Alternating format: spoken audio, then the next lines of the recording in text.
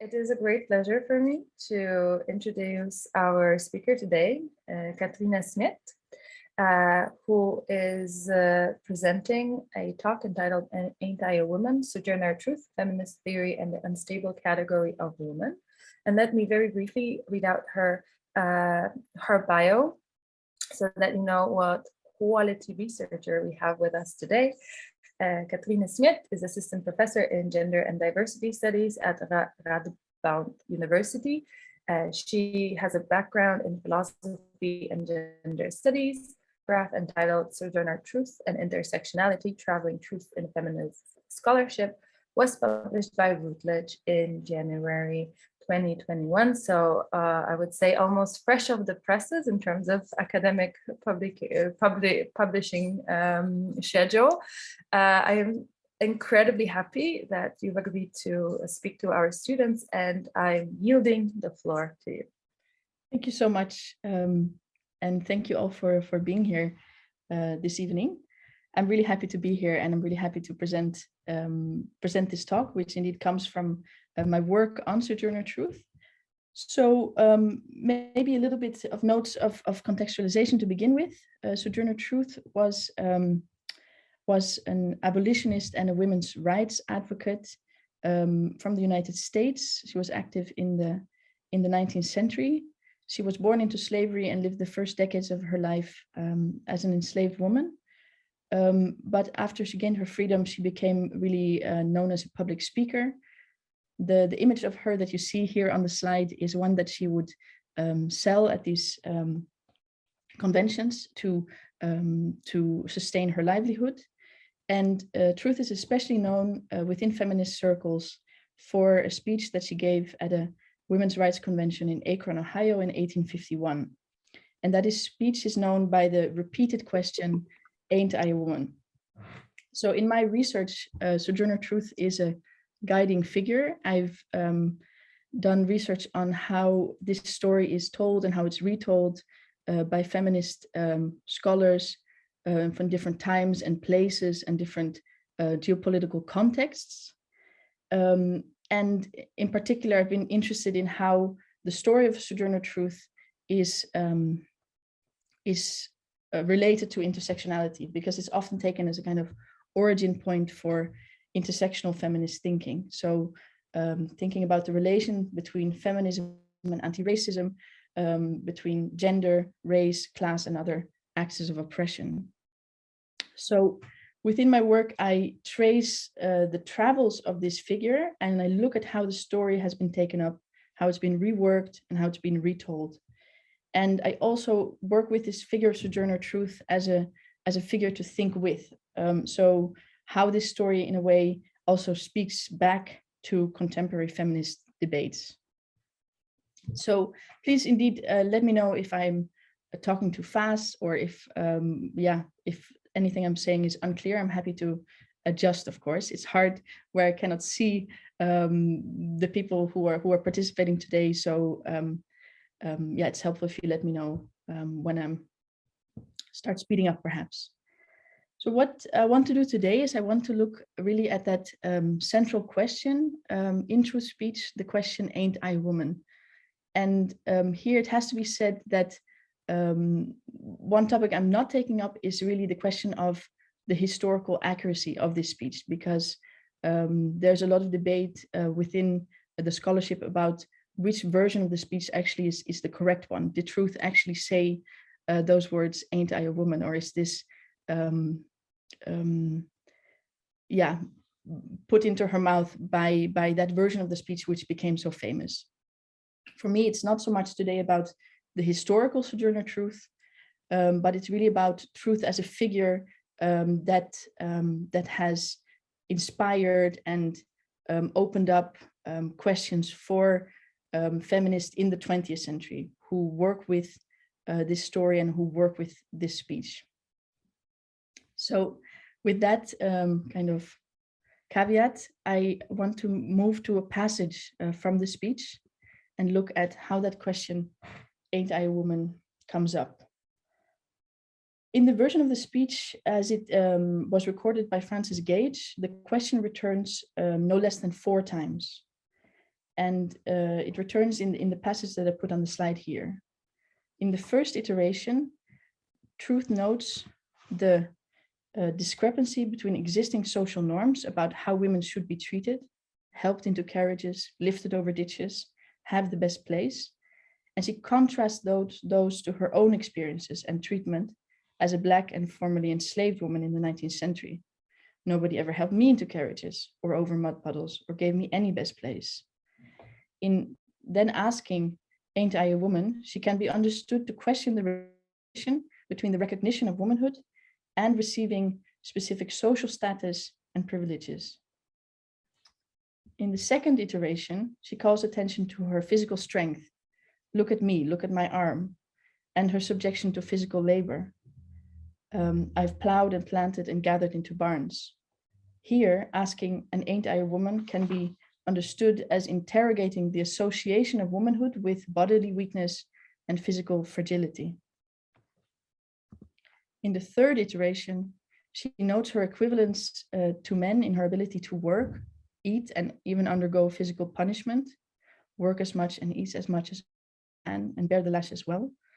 And here the question thematizes the contrast to traits associated to men and masculinity as a defining feature of womanhood. And in the last passage where the question comes up, she evokes her experience of dispossessed motherhood under slavery and the lack of social recognition for her suffering. I have borne 13 children, seen most all sold off to slavery. But when I cried out with my mother's grief, none but Jesus heard me. Here, the question, ain't I a woman, focuses on the association of womanhood with motherhood and calls attention to how enslaved women were deprived from fulfilling that specific social role. In each of these passages, the reiteration of the question, ain't I a woman, marks the difference between dominant social ideals of womanhood at the time and Truth's own experience and treatment as an enslaved Black woman. Through the question, ain't I a woman, the question is raised whether those experiences that she recounts would in a way annul or invalidate her womanhood. And through the phrasing and the syntax, a specific answer is already suggested.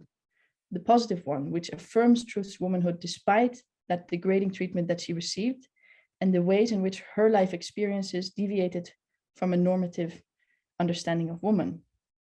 And the negative framing of the question is significant in creating that effect. Truth doesn't ask, am I a woman, but asks, am I not a woman? The structure of that first phrasing is open, suggesting that both an affirmative and a negating answer might be equally plausible. But the negative question tilts the reader towards, or the listener towards that affirmative answer. So the very phrasing of the question suggests that Truth, of course, one might say, should be recognized as a woman. And in that sense, the question could be understood as a question that contains its answer within itself. In effect, a question that begs the question. But should the question, ain't I a woman, in Sojourner's speech indeed be understood as just a rhetorical question that has this clear and affirmative answer?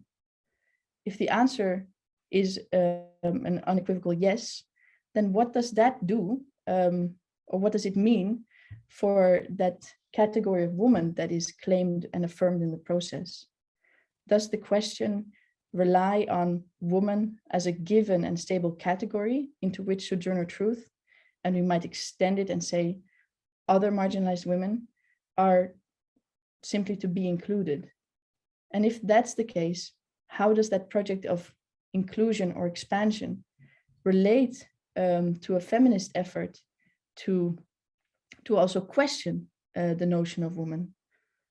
So paraphrasing Donna Haraway, we can ask, how can this question, ain't I a woman, be understood in light of, and I quote, feminism's excavation of the terrible edifice of woman in Western patriarchal language and systems of representation?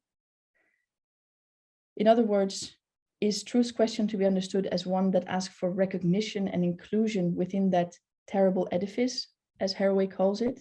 Or is that edifice, is that building torn down and rebuilt in the process of asking it?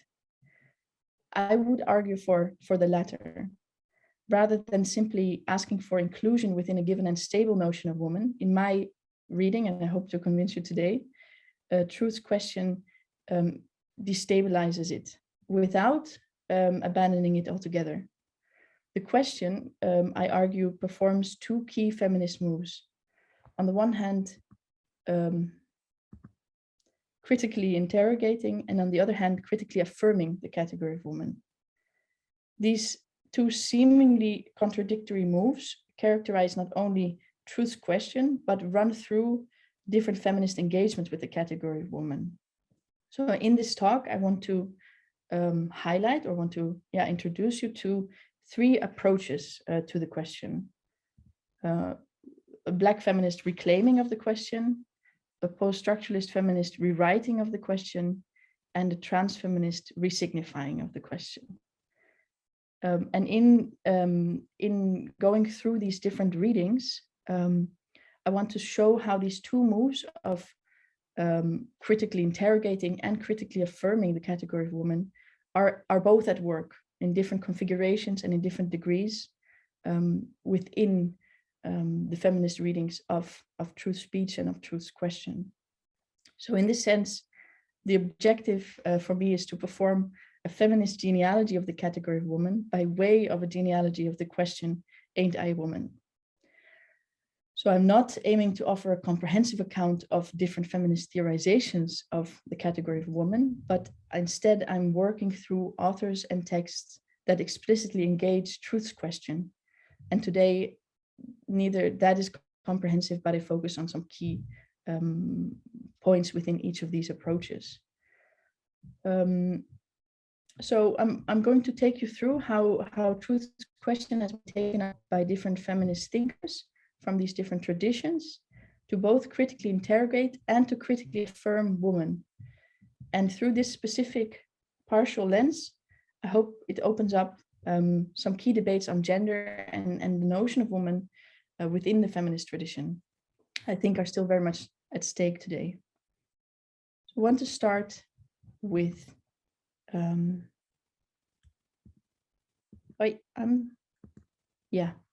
my PowerPoint is a bit off. I'm really sorry for that. I thought, well, this is what it is. So starting with Black feminist reading, Bell Hooks' 1981 Black Women and Feminism is probably the source that first familiarized many feminists with the phrase, ain't I a woman?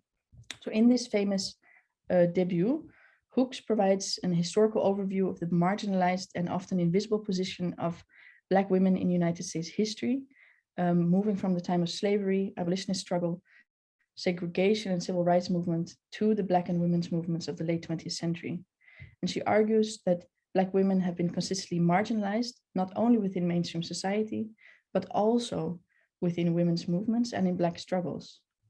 Hooks' choice to title this work, Ain't I a Woman, suggests that for Hooks, Sojourner Truth's quote aptly summarizes the marginalized position of Black women in a way through US history. But it's interesting that despite this title, the historical Sojourner Truth is not really discussed at length within the book. It's only in the conclusion that Hooks retells the story of the Ain't I a Woman speech. And in telling this story, she really captures, well, the intensity of that moment.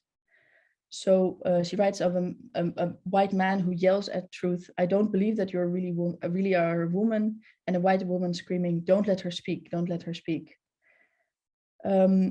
By having this question, I don't believe that you are a woman, which is not in the version of the speech or in the reminiscences of Frances Gage, which is the source that that Hooks takes the speech from.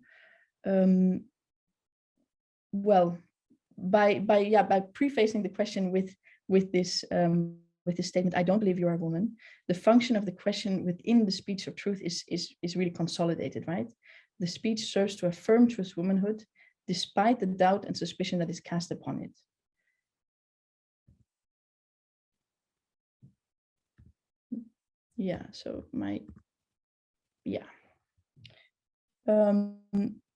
So despite this vocal opposition, Hooks writes that Sojourner endured their protests and became one of the first feminists to call attention to the lot of the Black slave woman, who was a living embodiment of the truth that women could be the work equals of men. In this passage, she positions truth as a kind of living embodiment of a political point, the equality of men and women.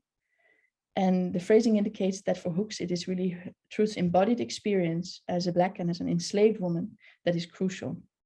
She stresses that, and this is the second quote on the slide here, unlike white women's rights advocates, Sojourner Truth could refer to her own personal life experience as evidence of woman's ability to function as a parent, to be the work equal of man, to undergo persecution,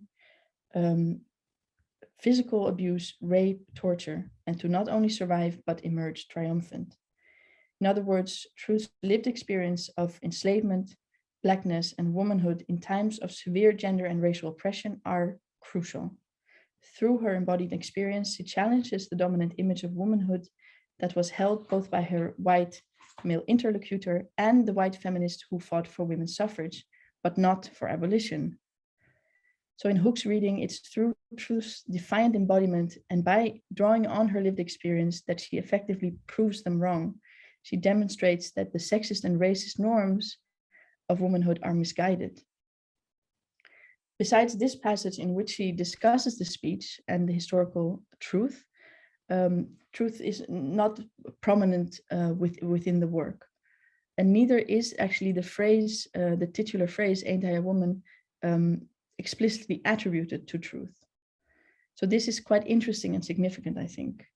In a later collection of essays, Talking Back, Thinking Black from 1989, Hooks reflects on these choices. And yeah, so this is where the PowerPoint went wrong. And she writes there that she chose this title exactly because this phrase was still a question contemporary Black women had felt compelled to raise as we confront a racist and sexist society that would deny our womanness. So in other words, Truth's question had not lost any of its relevance. For Hooks, it was a central question not only in the 1850s when Truth held that speech, but equally it was a central question in the 1980s when she wrote her book. Because the phrase was already so well known at the time, she saw really no need to attribute it explicitly to Truth.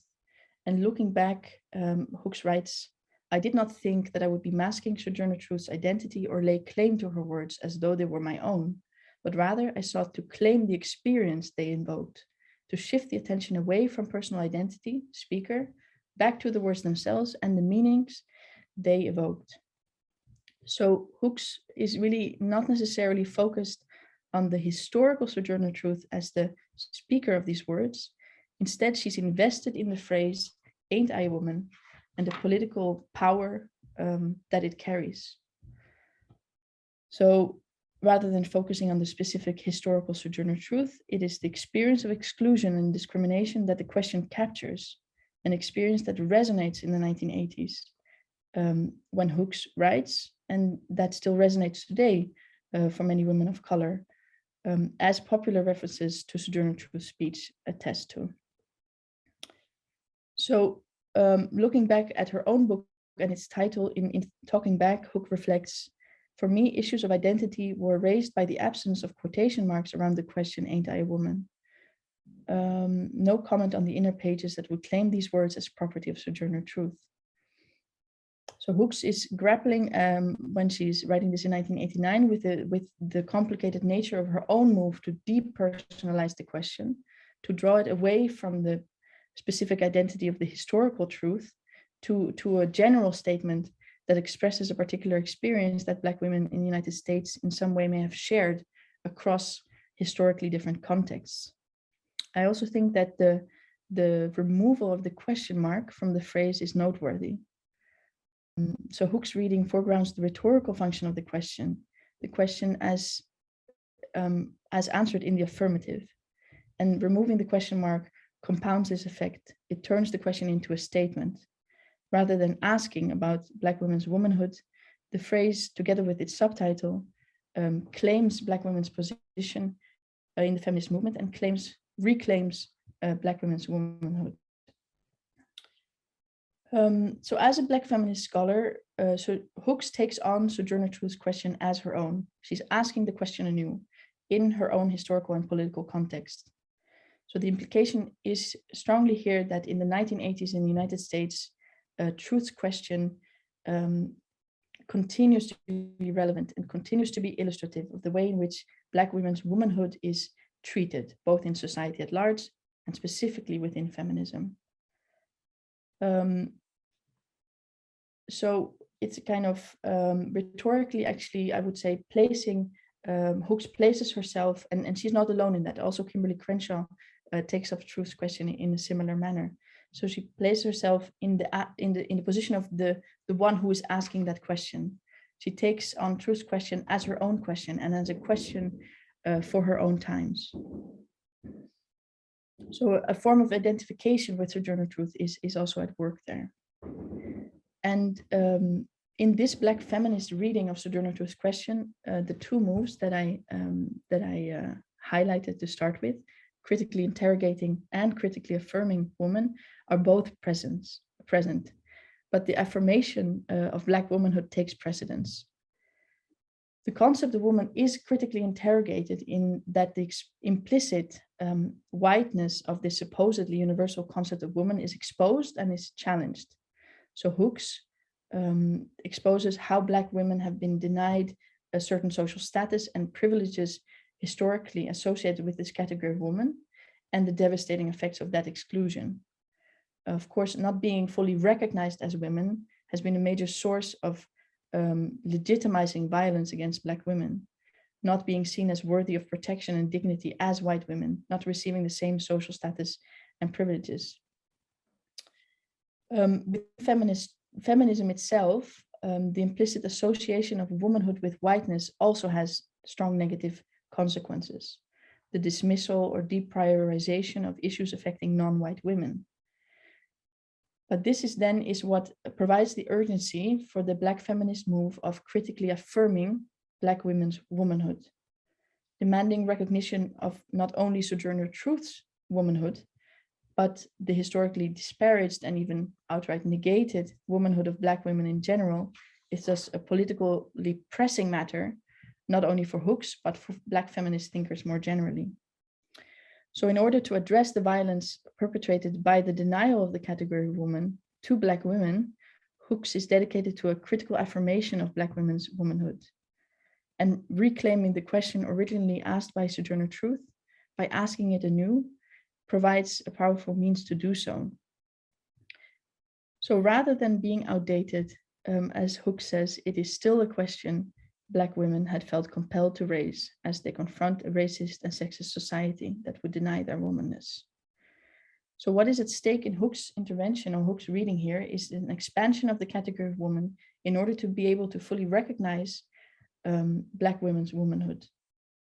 So the problem that Hooks is grappling with or that she's addressing is not so much that we cannot know what women are to begin with, or that we have to question gender in and of itself, but rather that in the past and in the present, some women are prioritized over others, and some women are stripped of the rights, social status, and privileges associated to the status of women.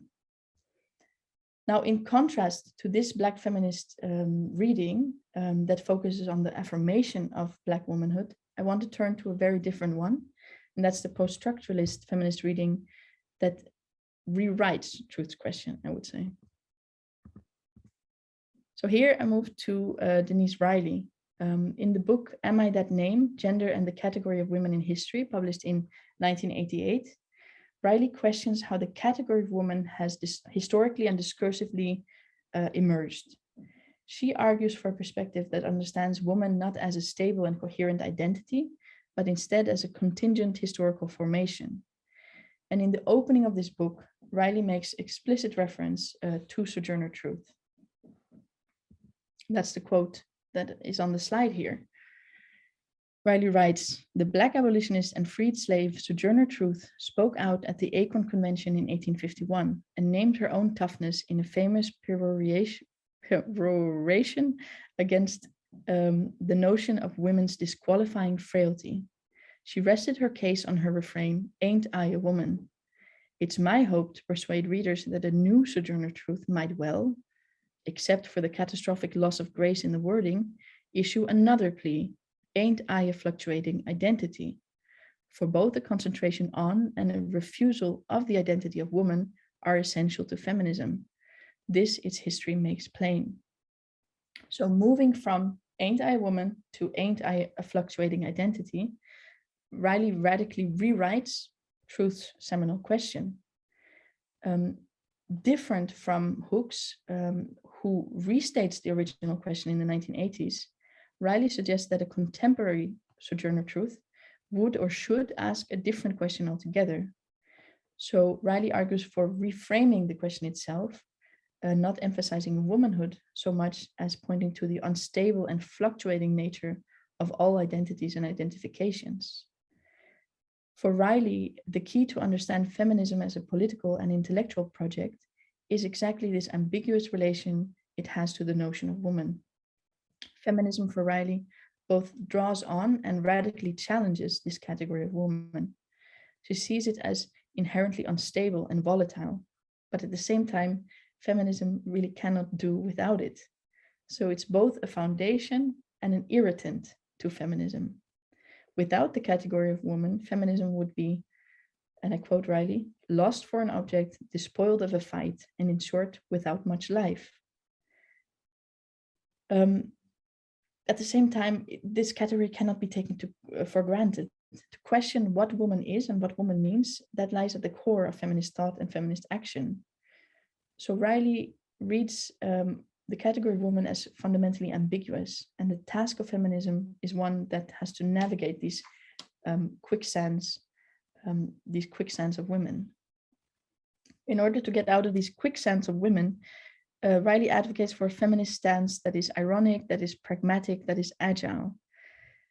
She argues that we have to, at the same time, suggest that women don't exist, but have a politics of acting as if they existed, since the world, of course, behaves as if they unambiguously do. At some point, feminists may have to question or even deny the existence of women altogether. At other points, they may have to speak on behalf of this group in order to demand certain rights.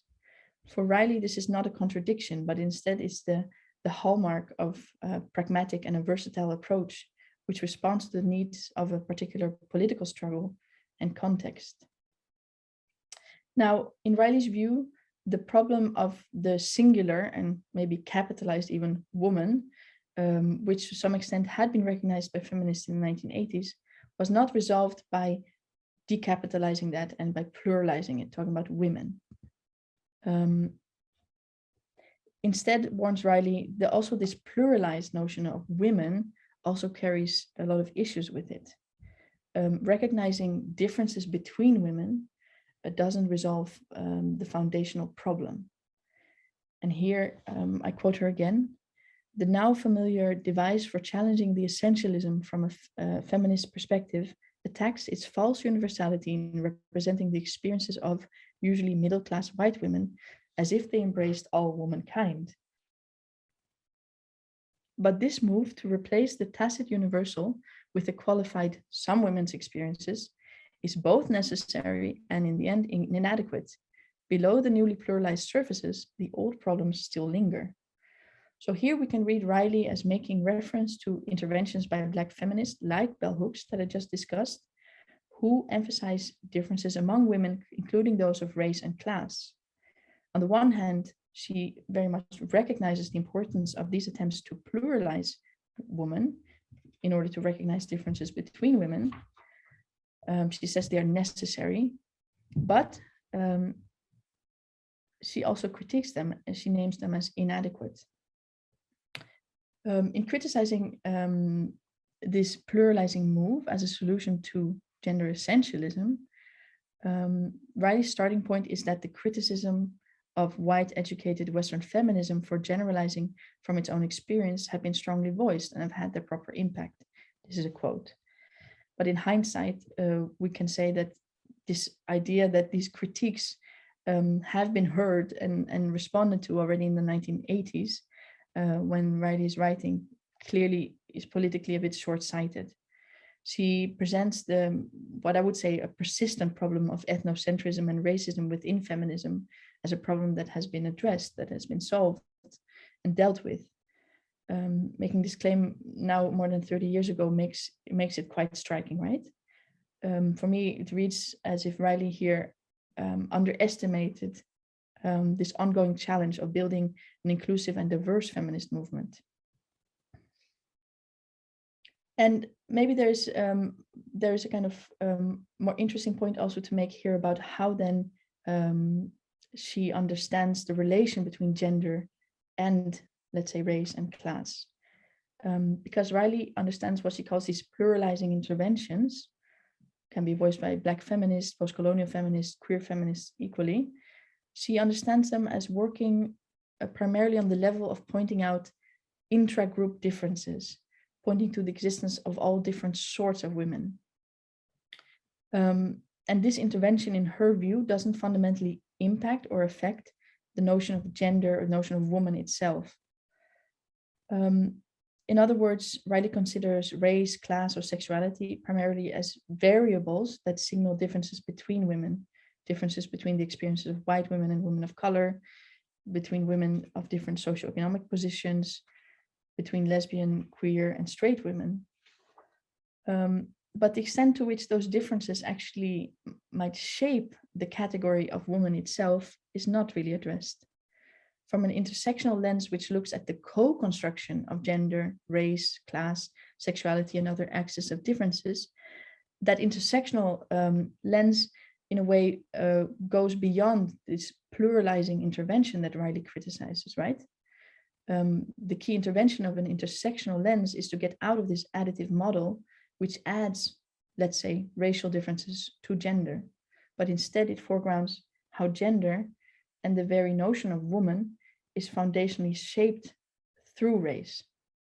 So an intersectional feminist analysis of woman is not about recognizing the diversity and differences between women, although that is very important, but also challenges us to understand how the very notion of woman itself is a historic formation shaped not only by gender, but also by race, class, and coloniality. That being said, Riley's point about this negative effects of the label of woman is still an important one, I would say. To bring this back to the concrete example from Truth's speech, while being helped into carriages, lifted over ditches, and to have the best place everywhere might sound pretty nice at face value, Riley is pointing us to the fact that these privileges come at a steep price. Paternalism and chivalry may seem benign, may seem benevolent, but they are part of the same patriarchal system which constructs gender as a salient difference. So patriarchy relies on this naturalizing and stabilizing of differences, in this case between men and women. That can come in many different guises, from the seemingly positive form of positing women's moral virtue and their positive qualities, to the explicitly negative form of asserting their physical and intellectual inferiority to men. But these are two sides of the same coin that both rely on this very category of woman as a given and as a stable category. And this is where Riley's intervention comes in, right? She says, in order to challenge this patriarchal construct, it is the category of woman which feminists must radically challenge. And here, Riley's approach is very different from the Black feminist readings that I previously discussed, where Hooks is invested more in this critical affirmation of the category of woman in order to reclaim Black women's womanhood in the face of its historic and current negation. Riley puts the focus firmly on the critical interrogation of woman.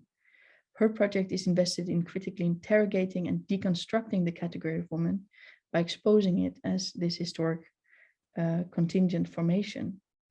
The extent to which she's willing to concede a critical affirmation of woman is only to acknowledge that speaking in the name of woman might be in some cases politically strategic. But even there, she warns to be careful with that and to do so in an ironic and in a detached manner.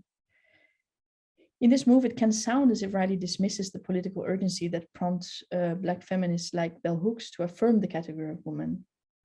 And her proposal of this acting as if women exist could be read as trivializing or as dismissive, and it has been read in that way.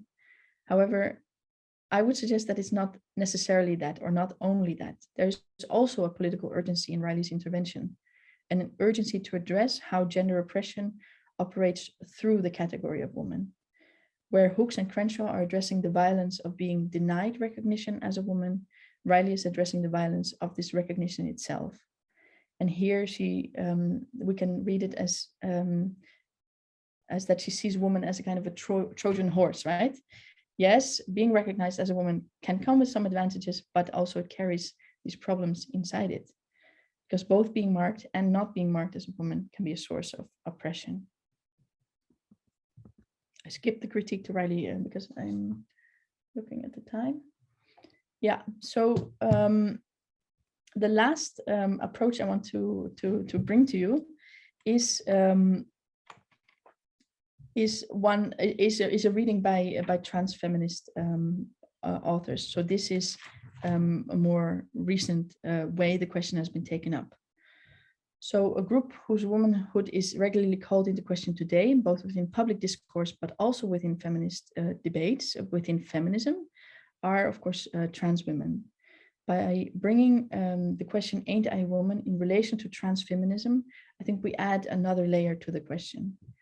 The recognition of trans women's womanhood is at the moment, in many contexts, in the UK notably, but I would say also in the Netherlands where I'm based, subject of debate, also within feminist circles.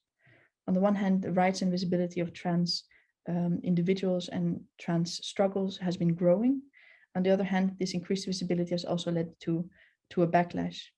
Trans studies scholars Susan Stryker and Talia May Betcher speak of a wave of anti-transgender discourse that has been gaining strength in certain corners of academia, some feminist circles, and in pockets of the mainstream liberal press. As Stryker and Betcher are noting, this anti-trans discourse also speaks in the name of feminism.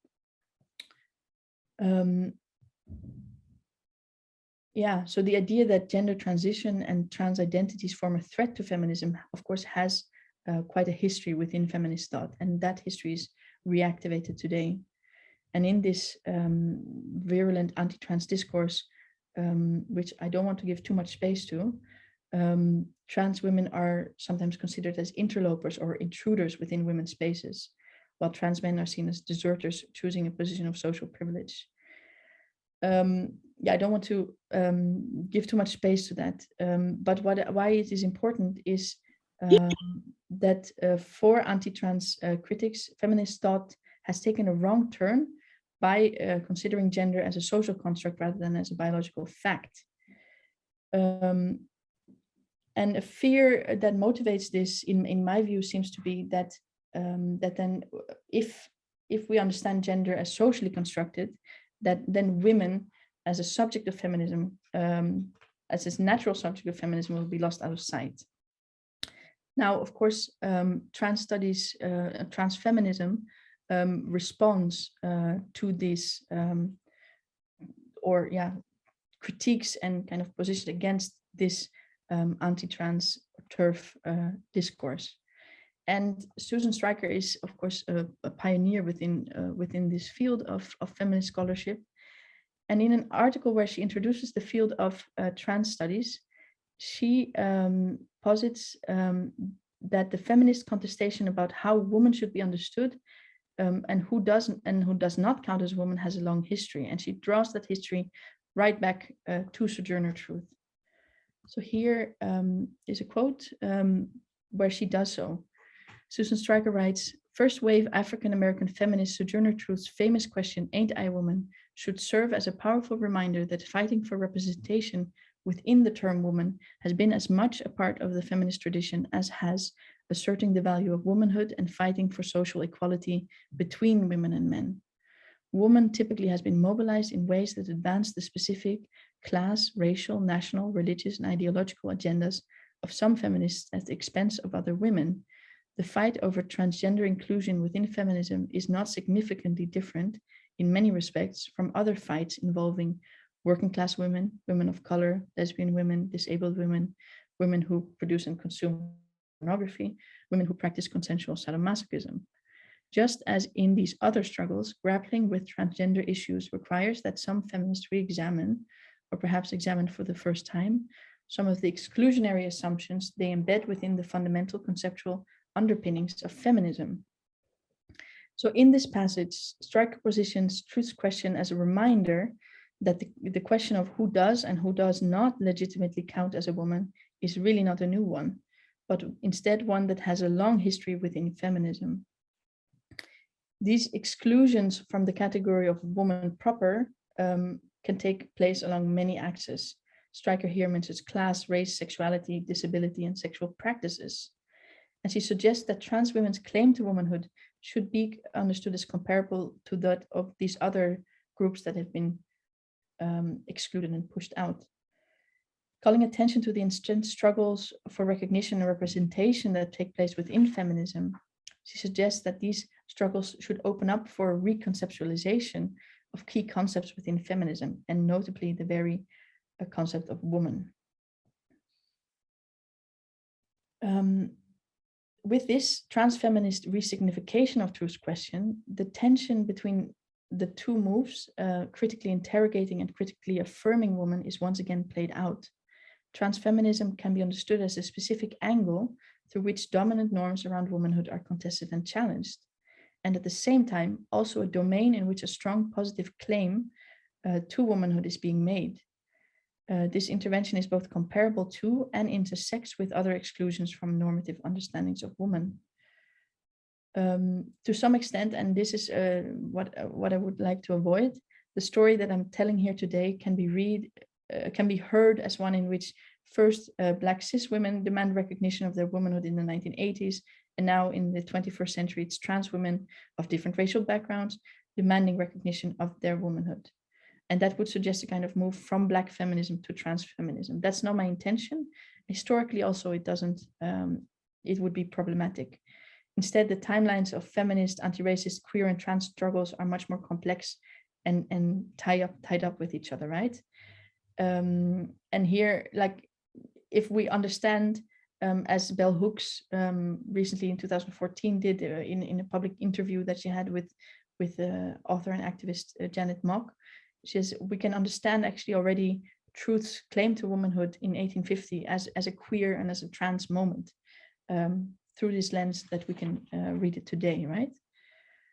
So in considering the claim that Black feminism is always already trans, we take this to mean that the Black feminist critique of the notion of woman contains within it also a critique and a re-envisioning of the category of woman that opens the door for current trans interventions.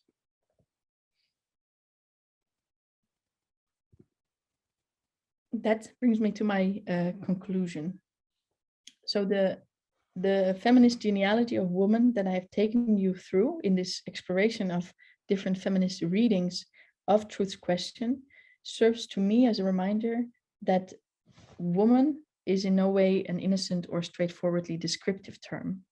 Instead, it marks an identity and a social position that is inherently contested and tied up with power structures. Not only, of course, importantly, but not only gendered power structures, but also those operating through the categories of race, class, and coloniality. In other words, woman is the product of historical and current oppressions. But at the very same time, this identity can also be the source of resistance against those norms and power structures that produce it. Claiming this category and speaking in the name of woman is a powerful strategy to name and challenge gender oppression. The ways in which truth's question have been taken up within feminist thought thus can be a reminder that the category of woman is inherently political, and that who is and who is not recognized as a woman is always already a question that is tied up with power. And I've tried to show that these two moves of critically interrogating and critically affirming the category of woman are both present in the feminist engagement with truth's question. But then what exactly is the relation between them? Do they peacefully coexist, or do they clash? Do they challenge each other or cancel each other out? I would suggest that we have to understand them to exist in this productive tension with one another. As Denise Riley pointed out, the category of woman is paradoxically both the ground for feminist politics and the target of its critique. It is an investment, however critical, in the notion of woman that provides the incentive for the critical interrogation of woman. And simultaneously, it is only through critically interrogating the violent and exclusionary norms through which normative womanhood is produced that an affirmative, yet still critical relation to it becomes possible. So the two moves reinforce each other, they rely on each other. And feminist thought and feminist politics, in my view, have to navigate both a thorough questioning of gendered norms and meanings, the critical interrogation of woman, I've called it, as well as account for effective and political investments in the category of woman, the critical affirmation of woman. So asking, ain't I a woman, doesn't necessarily reproduce a stable and fixed category of woman. It critically interrogates not only gender, but also racial structures, colonial legacies that produce this category. And both are needed and both go hand in hand. So truth question echoes in this sense through the history of feminist ideas and can serve as a guide for how to navigate this terrain and think about how woman has been understood in the past and what it could mean in the present and in the future. Thanks for that. Let's close it there. Thank you, Katrina. That was wonderful. Thank you for this incredible account and kind of run through feminist theory. I was incredibly struck by this observation that you've made that probably is obvious to everyone, how kind of trans studies and trans rights and visibility of trans people has kind of mobilized this anti-trans essentialist, let's say, fraction within feminism. And in fact, in Poland, we're also observing this. And of note is that recently a feminist scholar who is known for anti-trans sentiment, who was to speak at the university in Krakow, was actually disinvited because of organizations of students. So you're really kind of touching a chord in terms of what's going on also here. And I wanted, maybe because very early on in your talk, one of our audience members asked a question, and I felt that, they've been waiting quite a long while to get the answer. It is kind of and it ties into those two critical approaches that you've, I think, introduced to us. In not so many words, the kind of critical inquiry and critical affirmation. So let me read that. Let's start there, and then maybe we can kind of continue our discussion. And I also would invite people, our audience members, to either type their questions in the chat or indicate in the chat that you would like to ask a question, and then we will get to. Is that okay with you? Yeah, absolutely. Yeah. So the question asked by Zuzanna Stepua was as follows, and I quote: because women were property, in inverted commas, of their husbands, and slaves property, again, in commas, of their owners, how did feminism coexist with anti-slavery movement? And I think here, obviously, we mean probably proto-feminism rather than feminism, given kind of 80, the date. Yeah. So I would say also in a tense relationship in a way. So right in the 19th century, we have these two political movements: the struggle to end slavery and the struggle for women's suffrage. And in some senses, they worked hand in hand. A lot of women's suffrage advocates, they were active in abolitionist movements. They kind of got their political training in abolitionist movements. And then they took this also to the cause of women's rights. But you also start to see that for women's suffrage advocates, also the question of abolition in some senses becomes a threat. So the idea is that what if slavery is abolished and enslaved people get the right? What if Black men get the right to vote? Where does it leave white women? So within this first wave of feminism, you see on the one hand the kind of going hand in hand of these struggles for social justice, and on the other hand, kind of pitting against each other of those. So within first wave feminist writing, white feminists also express a lot of racism. So the prominent names of first wave US white feminism also, they are really tainted also by this history of racism, right? And of course, Sojourner Truth is a unique figure here because she is one who connects these two struggles. She says, okay, women are fighting for the vote, women are fighting for their rights, but which women are those?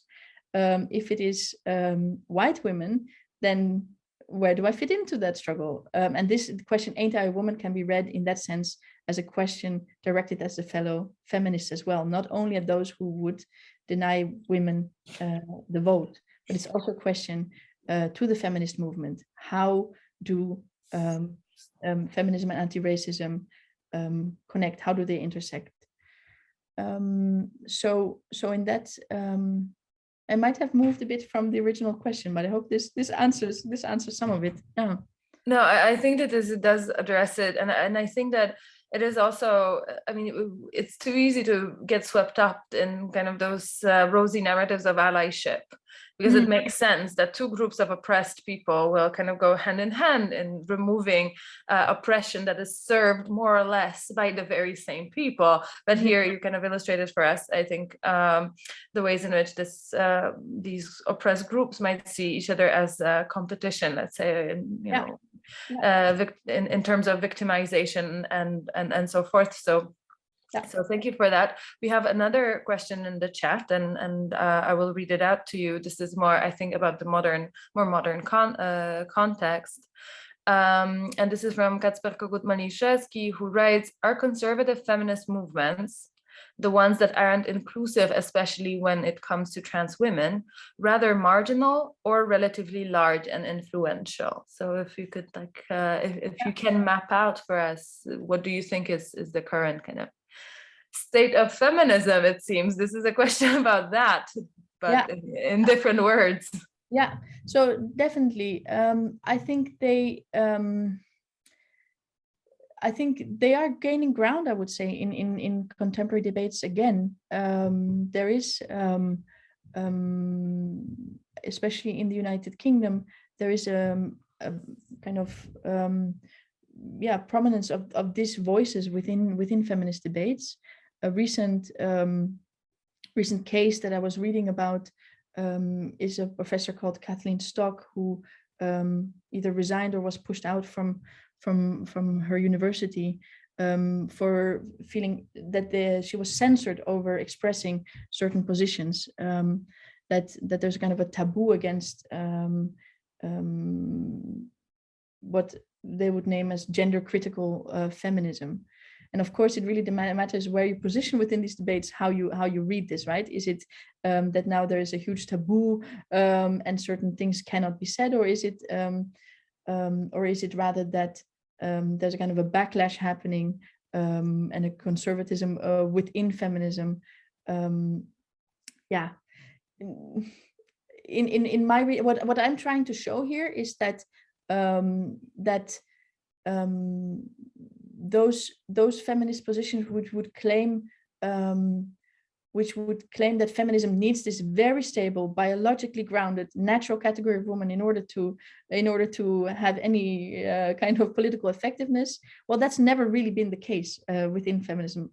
From the very, if we trace this specific history, feminism is always grappling with what is woman. It's not really so straightforward and so simple to begin with. Not even in 1851, when Sojourner Truth has to ask this question to begin with, right?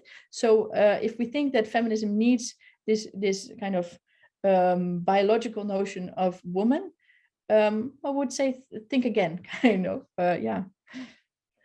Thank you for that, and obviously I couldn't agree more. I think that maybe to add a bit of a Polish context to the question that was asked, and I see you, Agnieszka, and I'll give the floor to you in just a second.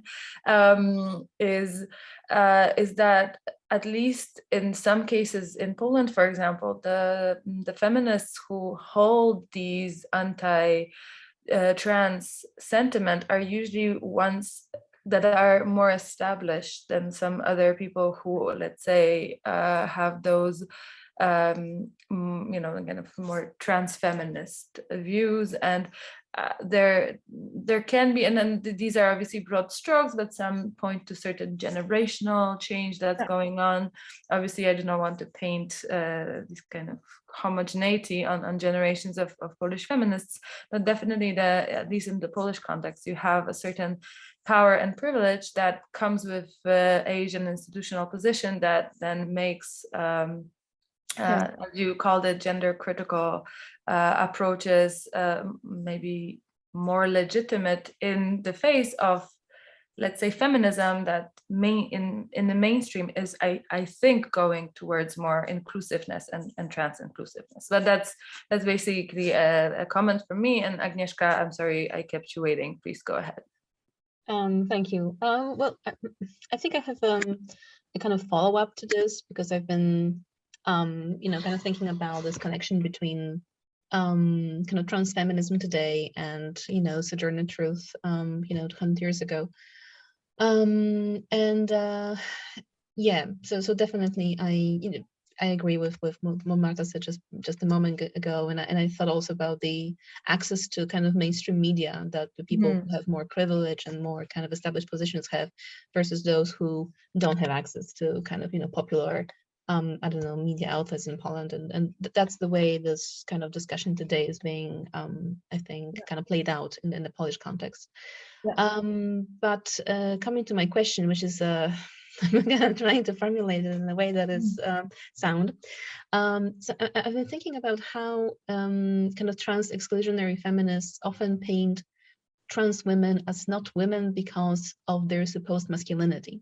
So it seems that underneath the veneer of a woman, there is manhood, or kind of maleness, some sort of essential maleness that cannot be removed or erased or replaced. That's the kind of third argument.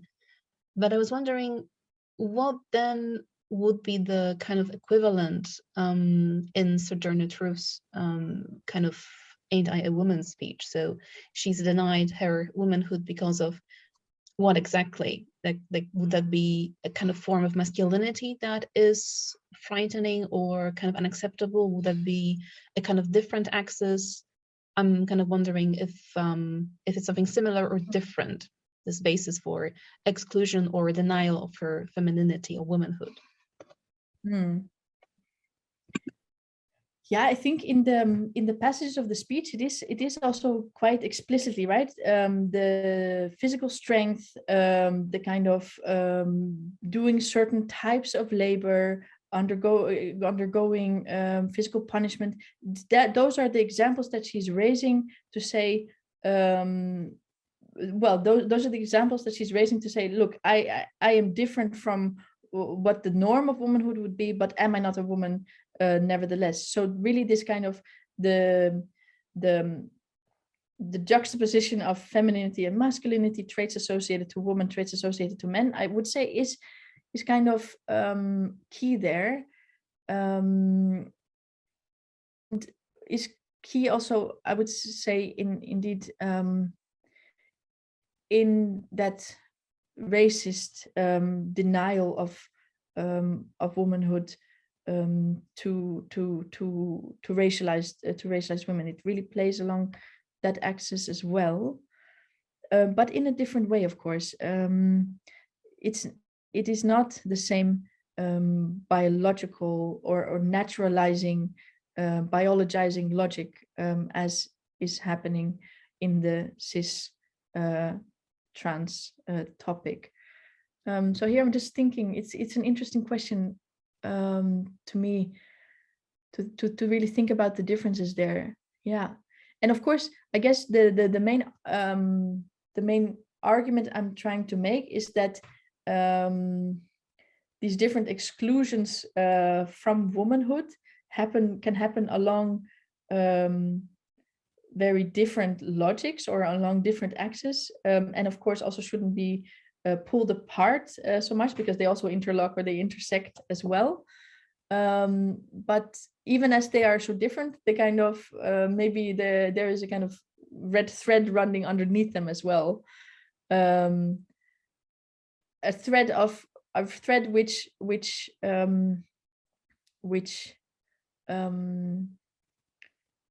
takes woman as something stable and given rather than something made and contested. Yeah, I don't think yeah. Mm-hmm.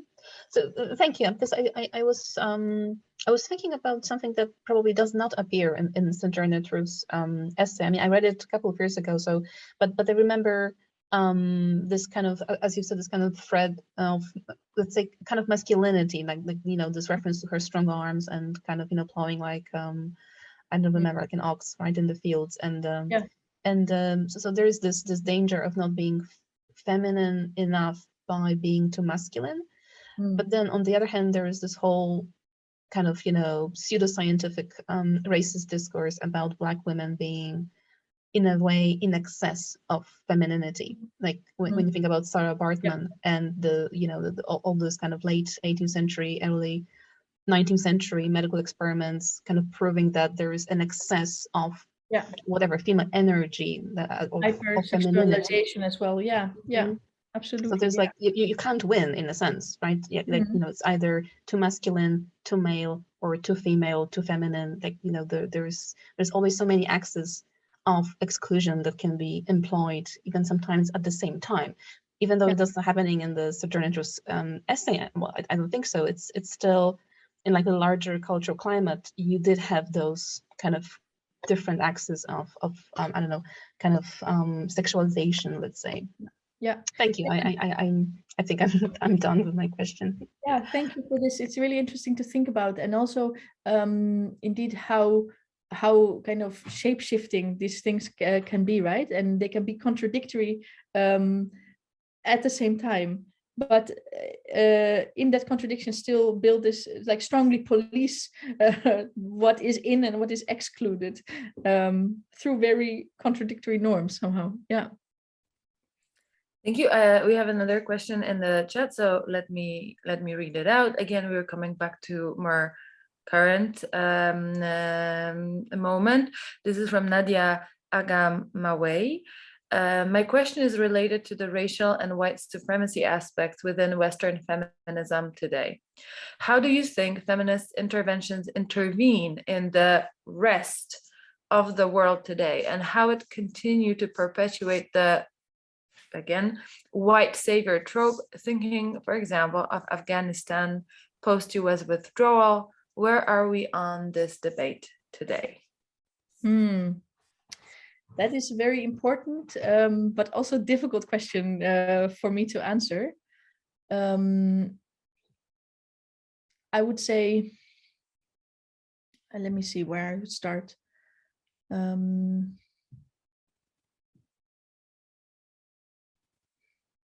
I would say maybe that what for me the story of Sojourner Truth can teach us is that this question of what is solidarity between women and how is it built and how is it made, that is a very difficult question, right? So Truth speaks with a very powerful voice as a Black woman, and she challenges her feminist contemporaries for their blind spots and for their exclusions. And what she is asking for, oh gosh, now I am speaking for Truth, but how I hear that is really a challenge to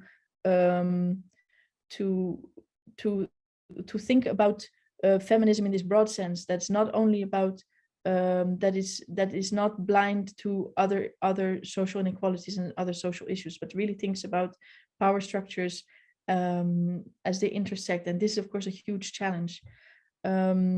So definitely critical of kind of savior complex, or a kind of idea of women in more privileged positions knowing the path or what is the right approach, but instead, how do we work across differences? How do we build solidarity?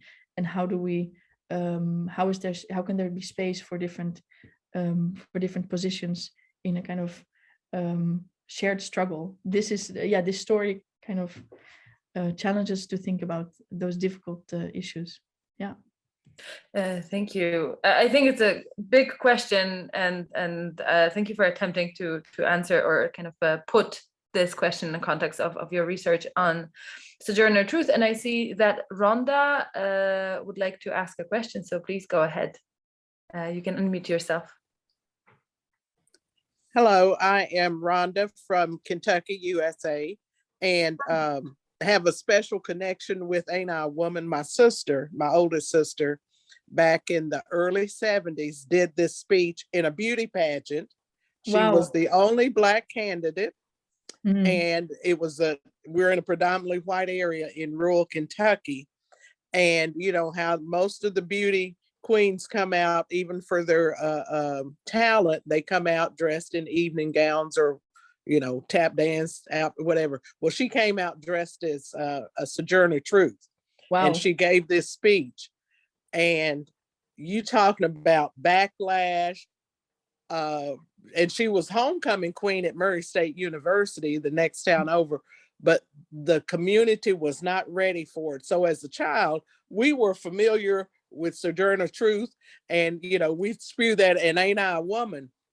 But a lot of that has fashioned, you know, you hear people say angry Black woman or Black women are too aggressive or whatever. And what I see as a 63-year-old Black woman in America, we have patterned our actions. And I think even as far back as Sojourner Truth, we have patterned our actions similar to what the master did, simply because we had to run our households because they had taken our men away. So we are not as soft or as prim as some people would like to see us to fit into the mold. We had to stand strong to protect what family we had left, what they hadn't taken from us. So do you all as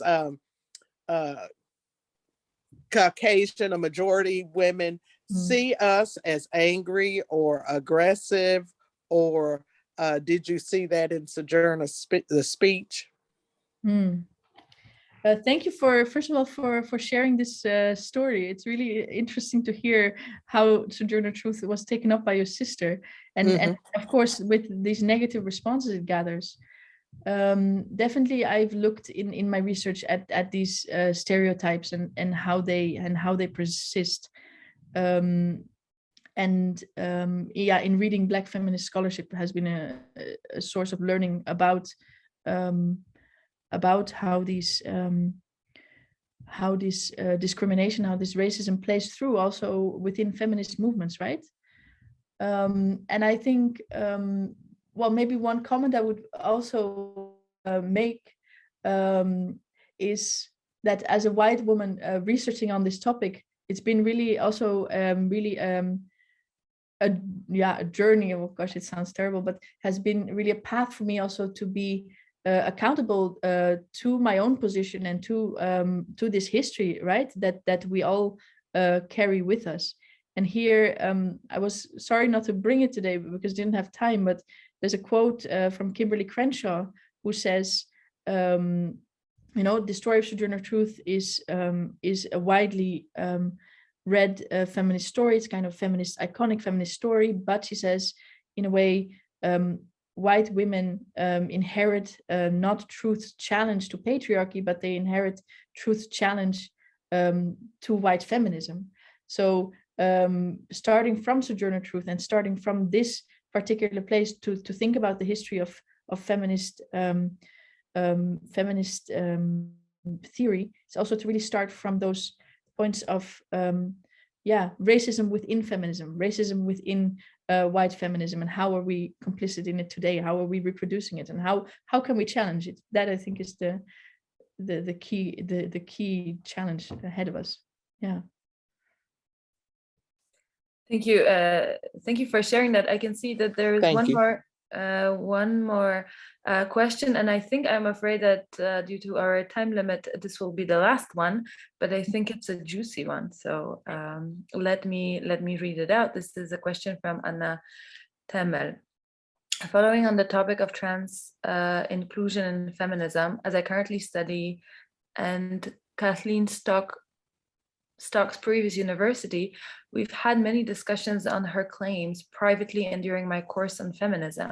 We've came to the conclusion that many of the TERF views couldn't have originated from third wave or of feminism, when the main focus was on the women's reproductive rights, a cause trans women weren't involved in, and that the focus on the physical side of being a woman during the third wave left a significant division within the movement and affected the academic world as well. What are your thoughts on this theory? And thank you for sharing. I feel that today we have speakers kind of talking from very interesting standpoints, right, of experience. So thank you for that question. Yeah, let me see if I understood the question. The question is that the anti-trans discourse, it doesn't come from the struggle over reproductive rights, or yeah, can you reframe the question, Marta? I'm not sure I caught it completely. Okay, maybe first of all, I'll ask if Anna Temel, would you like to speak up and kind of disambiguate your question? Are you here? Yeah, of course. Thank you. That would be great to like, I just don't want to put words into your mouth. So please go ahead. Our general conclusion when we were discussing it was that the problems of like TERF movement came from the third wave of feminism and the huge focus on the reproductive rights. And that's what I wanted to ask you, like, what do you think about it? Did it really have that big of an impact? Do you agree with that? Yeah, interesting. Yeah, I mean, what I've looked into, or what I know from just history of feminist ideas, is that indeed in the 70s and 80s, this is a big debate, right? Then comes Janice Raymond's anti-trans book, and it's also often very much connected also to lesbian feminism and the idea of women-only spaces or separatist spaces. But the connection that you make between the struggle for reproductive rights and how that focuses on biological features, or yeah, I hadn't thought about it in those terms, and I think it's an interesting link. I don't think I know enough about it to, but yeah, it really intrigues me. Yeah, and I would have to think about it more. Thanks, Anna, for the question. Okay, and thank you. Do you want to comment further, Anna? No, thank you very much for the answer. Sorry, wasn't sure because I saw you unmute yourself, so I just wanted to make sure. I think we are right on time in terms of finishing today's session. First of all, Katrine, I wanted to thank you so much for this presentation. Through private channels, I had feedback from people who really enjoyed it, and I hope that the audience gathered here enjoyed it as much too. So I hope that this is not the last time you're presenting and meeting students of the American Studies Center of the University of Warsaw, hopefully at some point in person rather than online. Thank you so much. Thanks.